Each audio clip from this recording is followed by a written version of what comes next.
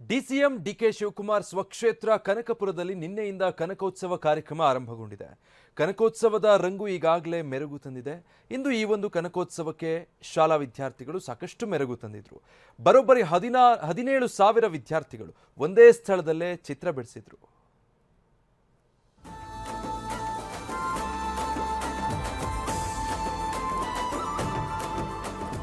DCM DK Shivakumar ಸ್ವಕ್ಷೇತ್ರದಲ್ಲಿ ನಡೆಯುತ್ತಿರೋ Kanakotsava ಕಾರ್ಯಕ್ರಮಕ್ಕೆ ಸಾವಿರಾರು ವಿದ್ಯಾರ್ಥಿಗಳು ಮೆರುಗು ತಂದಿದ್ರು.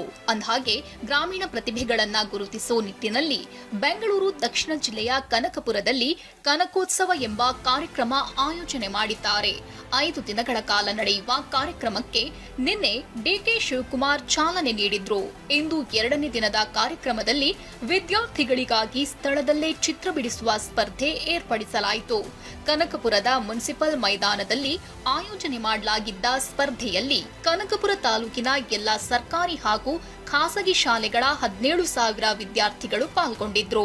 ಸ್ಥಳದಲ್ಲೇ ಉತ್ತಮ ಚಿತ್ರ ಬಿಡಿಸುವ ವಿದ್ಯಾರ್ಥಿಗಳಿಗೆ ಆಕರ್ಷಕ ಬಹುಮಾನ ಸಹ ನೀಡಲಾಗುತ್ತಿದೆ.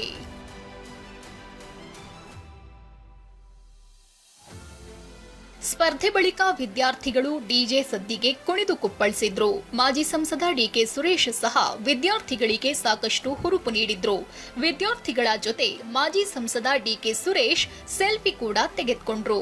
ಇನ್ನು ಸ್ಪರ್ಧೆಯಲ್ಲಿ ಭಾಗಿಯಾದ ವಿದ್ಯಾರ್ಥಿಗಳನ್ನ ವಿಡಿಯೋ ಕಾಲ್ ಮೂಲಕವೇ ಡಿಸಿಎಂ ಡಿಕೆ ಶಿವಕುಮಾರ್ ವೀಕ್ಷಣೆ ಮಾಡಿದ್ರು.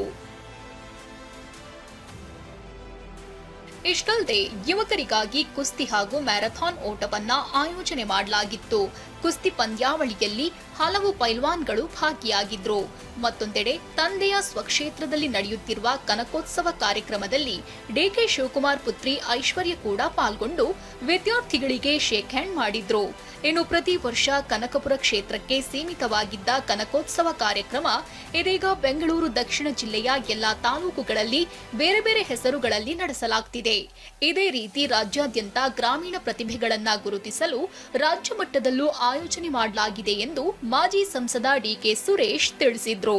ಇದು ಇಡೀ ರಾಜ್ಯಕ್ಕೆ ಉತ್ಸವಗಳು ನಡಿಬೇಕು. ನಮ್ಮಲ್ಲಿರ್ತಕ್ಕಂಥ ಪ್ರತಿಭೆಗಳು, ಗ್ರಾಮೀಣ ಪ್ರತಿಭೆಗಳು, ಕನಕಪುರದ ಉತ್ಸವದ ವೇದಿಕೆ ಇದೊಂದು ವೇದಿಕೆ. ಪ್ರತಿಭೆಗಳ ಅನ್ವೇಷಣೆಗೆ, ಪ್ರತಿಭೆಗಳನ್ನ ನಮ್ಮ ಸಂಸ್ಕೃತಿಯನ್ನು ಉಳಿಸ್ಕೊಳ್ಳಿಕ್ಕೆ, ನಮ್ಮ ಕ್ರೀಡೆಗೆ ಪ್ರೋತ್ಸಾಹ ಕೊಡಲಿಕ್ಕೆ ಈ ಒಂದು ಕಾರ್ಯಕ್ರಮವನ್ನು ನಾವು ಮಾಡ್ತಾ ಇದ್ದೀವಿ. ಕನಕಪುರದಲ್ಲಿ ನಡೆಯುತ್ತಿರುವ ಕನಕೋತ್ಸವ ಕಾರ್ಯಕ್ರಮ ಸಾಕಷ್ಟು ರಂಗು ಪಡೆದಿದ್ದು, ಇಂದು ಸಾವಿರಾರು ವಿದ್ಯಾರ್ಥಿಗಳು ಕಾರ್ಯಕ್ರಮದಲ್ಲಿ ಭಾಗಿಯಾಗಿ ಮತ್ತಷ್ಟು ಮೆರುಗು ನೀಡಿದ್ರು.